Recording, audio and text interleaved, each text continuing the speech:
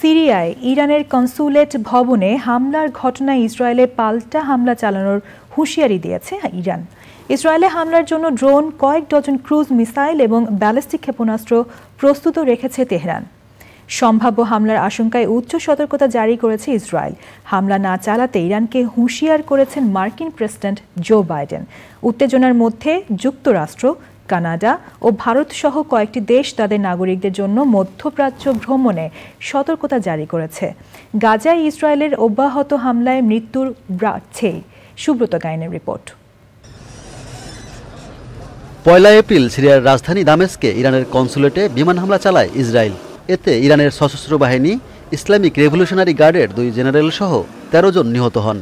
জবাবে ইরানের সর্বোচ্চ নেতা আয়াতুল্লাহ আলী খামেনি রমজান মাসের সমাপ্তি ও ঈদুল ফিতর উপলক্ষে এক ভাষণে বলেছেন, হামলার জন্য ইসরায়েলকে অবশ্যই শাস্তি পেতে হবে।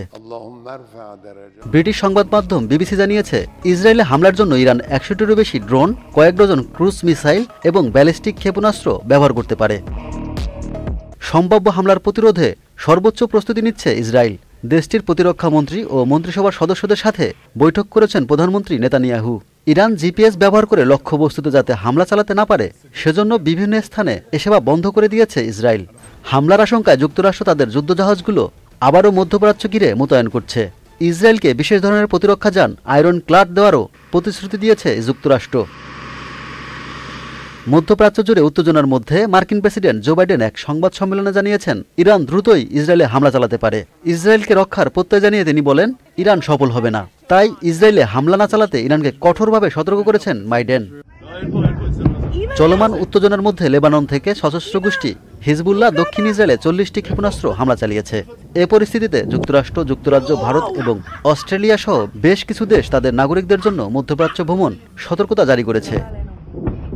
ওদিকে অব্যাহত ইসরায়েলি হামলায় মধ্য গাজায় ৫ ফিলিস্তিনি নিহত ও অন্তত ৩০ জন আহত হয়েছেন। পশ্চিম তীরে ইসরায়েলি বসতি স্থাপনকারীদের হামলায় ১ জন নিহত ও কয়েকজন আহত হয়েছেন। ঘরবাড়িতে আগুন দেওয়ার পাশাপাশি রেড ক্রিসেন্টের অ্যাম্বুলেন্সে গুলি চালিয়েছে তারা। Subrata Gain, channel I. বিকাশে কম খরচে ক্যাশ আউটের লিমিট বেড়ে ৫০,০০০, প্রিয় এজেন্টও ২টা।